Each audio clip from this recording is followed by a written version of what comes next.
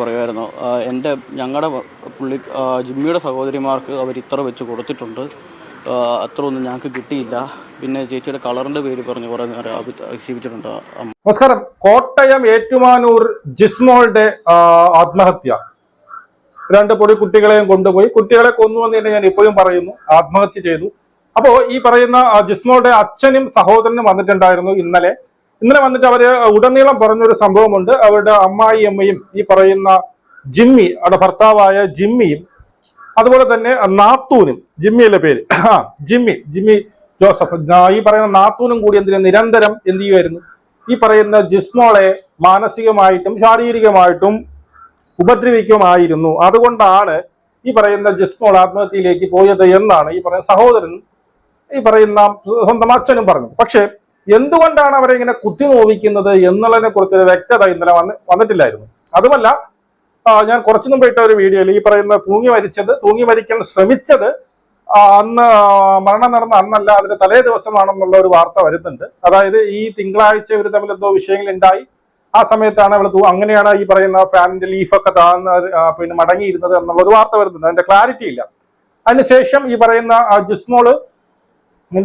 ജിസ്മോളുടെ ഒരു Facebook post ഞാൻ കഴിഞ്ഞ വീഡിയോയിൽ കൊടുത്തിട്ടുണ്ടായിരുന്നു. അതിനകത്ത് വളരെ വ്യക്തമായിട്ട് പറയുന്നുണ്ട്, പെണ്ണുങ്ങളെ കെട്ടിച്ചു വിടാനുള്ളത് പണം കായ്ക്കുന്ന വീട്ടിലേക്കല്ല, നമ്മളെ സ്നേഹിക്കാൻ അറിയുന്ന മനസ്സുള്ളവരിലേക്കാണ് എന്നൊക്കെ പറഞ്ഞിട്ടുള്ള വീഡിയോ. അതായത് 2020 തൊട്ട് നിരന്തരം ഈ പറയുന്ന കല്യാണം കഴിച്ചു കൊണ്ടുവന്ന് 2 ആഴ്ച കഴിഞ്ഞപ്പോൾ തന്നെ നിരന്തരം ഇവളെ ഇങ്ങനെ പീഡിപ്പിക്കുമായിരുന്നു. എന്തിനു പീഡിപ്പിക്കുമായിരുന്നു എന്നുള്ളതിന് ഒരു ആൻസർ ആണ് ഇപ്പം വരുന്നത്.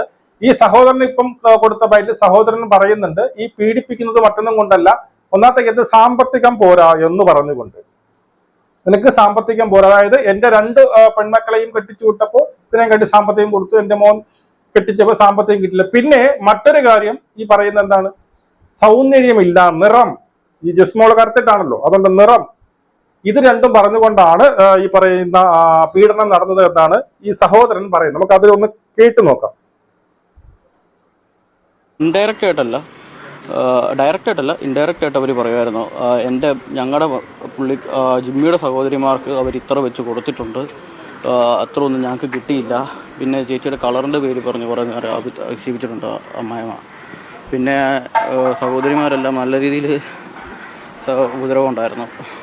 സഹോദരിമാരെല്ലാം വീട്ടിലുണ്ടായിരുന്നു. ചേച്ചിയുടെ കല്യാണം കഴിഞ്ഞിട്ട് ഒരു കോവിഡിൻ്റെ 2019 കോവിഡ് കഴിഞ്ഞ് കുറച്ച് കഴിഞ്ഞിട്ട് UK മൂത്ത സഹോദരി കെയർ വിസയ്ക്ക് പോയി. ആ മൂത്ത സഹോദരി ഇപ്പോഴും അവിടെ വർക്ക് ചെയ്യുന്നുണ്ട്. ആ പുള്ളിക്കാരി അങ്ങോട്ട് പോയി കഴിഞ്ഞിട്ട് പോകുന്നതിന് മുമ്പ് വരെ പുള്ളിക്കാരിയെ കെട്ടിച്ചു വിട്ടിരുന്നത് അറുന്നൂറ്റിമംഗലത്താണ്. അറുന്നൂറ്റിമംഗലത്ത് അവിടെ കെട്ടിച്ചു വിട്ട വീട്ടിൽ പുള്ളിക്കാരി പോകത്തില്ല. പുള്ളിക്കാരി ചേച്ചിയുടെ വീട്ടിൽ നിൽക്കുമായിരുന്നു. അവിടെ നിന്ന് പുള്ളിക്കാരിയും ഈ പുള്ളിക്കാരിയും അമ്മായിമ്മയെ കൂടി നല്ല രീതിയിൽ ചേച്ചീനെ ഉപദ്രവിച്ചിട്ടുണ്ട് മാനസികമായി. അപ്പോ ഇവര് പറയുന്നതെന്ന് വെച്ച് കഴിഞ്ഞാല്, കേട്ടില്ലേ, ഈ പറയുന്ന സാമ്പത്തികത്തിന്റെ പേര്, എന്റെ 2 പെൺമക്കളെയും കെട്ടിച്ചയച്ചത് നല്ല സാമ്പത്തികം കൊടുത്താണ്. അത് ഡയറക്റ്റ് ആയിട്ടല്ല ഇൻഡയറക്റ്റ് ആയിട്ടാണ് പറയുന്നത് എന്നും, അതുമല്ല എന്റെ ചേച്ചിയുടെ നിറം പോരാ, ചേച്ചി കറുത്തിട്ടാണ് എന്ന് പറഞ്ഞുകൊണ്ട് ആക്ഷേപിക്കുമായിരുന്നു. നമ്മളെ ഈ പറയുന്നത് കേട്ടാൽ തോന്നും ഈ കെട്ടിയ ജിമ്മി എന്ന് പറഞ്ഞാൽ നല്ല വെളുത്ത് സുന്ദര കുട്ടപ്പനാണെന്ന് തോന്നും ഈ ജിമ്മി, ഈ പറയുന്നതൊക്കെ കേട്ട് കഴിഞ്ഞ്. അപ്പൊ അങ്ങനെയുള്ള പീഡനങ്ങൾ പിന്നീട് കിട്ടിയിട്ടുണ്ട്. അതായത് ഈ മൂത്ത സഹോദരി ഇവിടെ ഇല്ലെന്ന് ഈ പുള്ളി പറയുന്നത് UK എവിടെയാണ്. ഇവിടെ എല്ലാവരും ഇവരുടെ ഫാമിലി മൊത്തം കെട്ടിച്ചു വിട്ടതും ഇവരുടെ ഫാമിലി മൊത്തം UK അപ്പോ ഇവിടെ ഭർത്താവിന്റെ വീട്ടിൽ, ഭർത്താവായിട്ട് ഉടക്കം എന്തോ ആണെന്ന് എനിക്കറിയത്തില്ല, ഭർത്താവിന്റെ വീട്ടിലല്ല ഇവിടെ ഇവിടെ ഈ പറയുന്ന ജിസ്മോളുടെ വീട്ടിലാണ് നിന്നിരുന്നത്. അതിനുശേഷം അമ്മായിയമ്മയും ഈ പറയുന്ന നാത്തൂനും കൂടി നിരന്തരം നീ കറുത്തിട്ടാണ് എന്ന് പറഞ്ഞുകൊണ്ടുള്ള പീഡനം എന്നാ പുള്ളി പറയുന്നു. ബാക്കി ശാരീരികമായിട്ട് ഉപദ്രവിച്ചിട്ടുണ്ട്. ചേച്ചി ഞാൻ പറയും, പക്ഷേ ചേച്ചി ഇതിനു മുമ്പ് ഒന്നും കംപ്ലൈൻറ്റ് ചെയ്തിട്ടില്ല. ഇത് പല കാര്യങ്ങളും എന്നോട് ചേച്ചി മറച്ചു വെച്ചിട്ടുണ്ട്. എൻ്റെ മൂത്ത സഹോദരിയായിട്ട് പറഞ്ഞിട്ടുണ്ട്. ചേച്ചിയോട് ഈ കാര്യങ്ങൾ കുറേ പറയുന്നുണ്ട്. ചേച്ചിയോട് പറഞ്ഞത് എന്നോടും പപ്പയോടും ഇത് പറയരുതെന്ന് പറഞ്ഞ് കുറച്ച് കുറേ പറയുന്നുണ്ട്. പക്ഷേ ചേച്ചിയോട് അന്നും പറയുന്നത് പുള്ളിക്കാരി UK പോയി കഴിയുമ്പോഴൊക്കെ കുറച്ച് കുറയുമായിരിക്കും, അങ്ങനെയൊക്കെ ചേച്ചിക്ക് അങ്ങനെയൊക്കെ കുറേ പ്രതീക്ഷകളുണ്ടായിരുന്നു.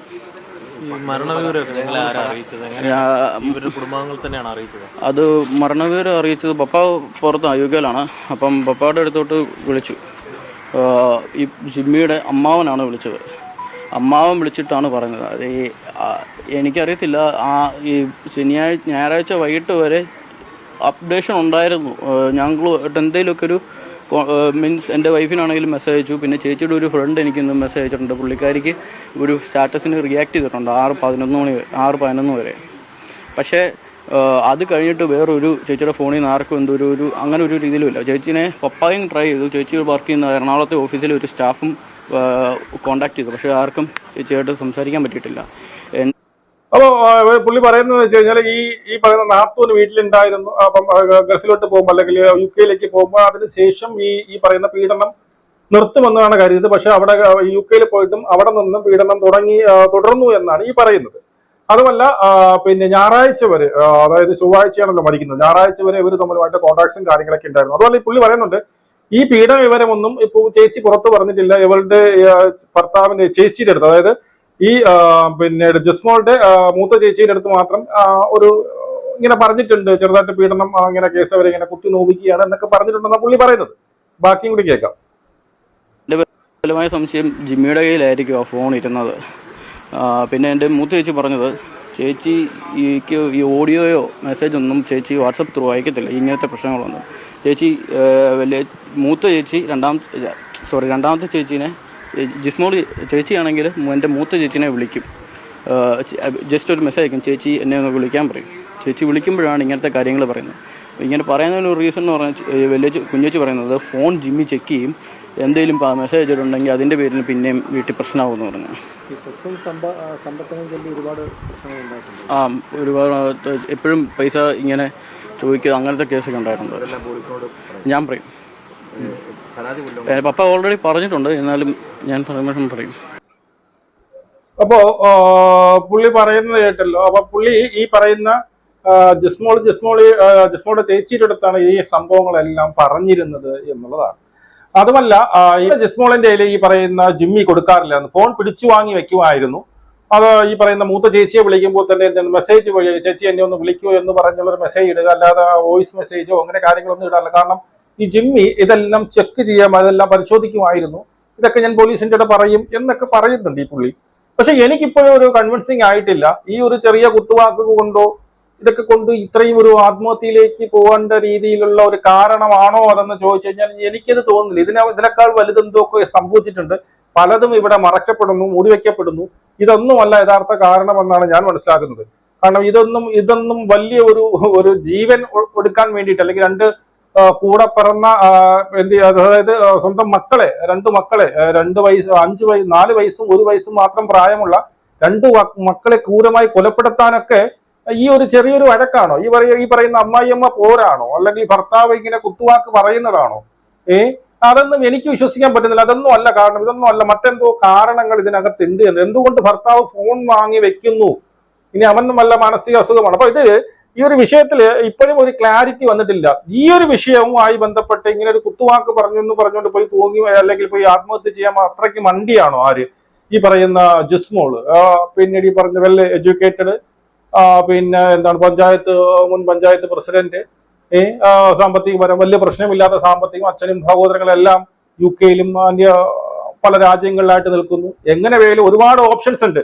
ഈ ജിസ്മോളിന് ഒരുപാട് ഓപ്ഷൻസ് ഉണ്ട്. എന്ത് വേണോ ചെയ്യാം, വേണമെങ്കിൽ അവിടെ നിന്ന് ഇറങ്ങിപ്പോവാം, മനസ്സിലായി, വേറെ എവിടെയെങ്കിലും പോയി വീടെടുത്ത് വേണമെങ്കിൽ താമസിക്കുക, അല്ലെങ്കിൽ അച്ഛൻ്റെ സഹായം ചോദിക്കുക, ഇതൊക്കെ ചെയ്യാം. പക്ഷെ ഇതൊന്നും അത്രയ്ക്ക് വലിയൊരു ഈ പറയുന്നതൊന്നും ഒരു വലുതായിട്ടുള്ള ഒരു ഇഷ്യൂ ആയിട്ട് വന്നിട്ടില്ല എന്നാണ് ഞാൻ മനസ്സിലാക്കുന്നത്. അതുകൊണ്ടാണ് ചേച്ചിയെടുത്ത് മാത്രമേ ഇങ്ങനെ ഒരു ചെറിയ വീട്ടിലിവിടെ ഭയങ്കര കുത്തൊക്കെ ആൻറ്റി എനിക്ക് പിന്നെ ഈ പറഞ്ഞതുപോലെ എന്താണ് നീ കള്ളറില്ല പണമില്ല എന്നൊക്കെ പറഞ്ഞവരെന്നെ കുത്താറുണ്ട് എന്നൊരു കാഷ്വലായിട്ട് പറഞ്ഞതായിട്ട് എനിക്ക് തോന്നുന്നു. അല്ലെ അത്രയ്ക്കും ഒരു സീരിയസ് ആയിട്ടുള്ള ഒരു കാര്യമാണെങ്കിൽ ഇത് സഹോദരങ്ങളോടും അച്ഛനോടൊക്കെ പറയുമായിരുന്നു. അപ്പൊ അതൊന്നും പറഞ്ഞില്ല. പക്ഷെ ഇപ്പോഴും ഞാൻ സ്റ്റിൽ വിശ്വസിക്കുന്നത് ഇതല്ല കാരണം.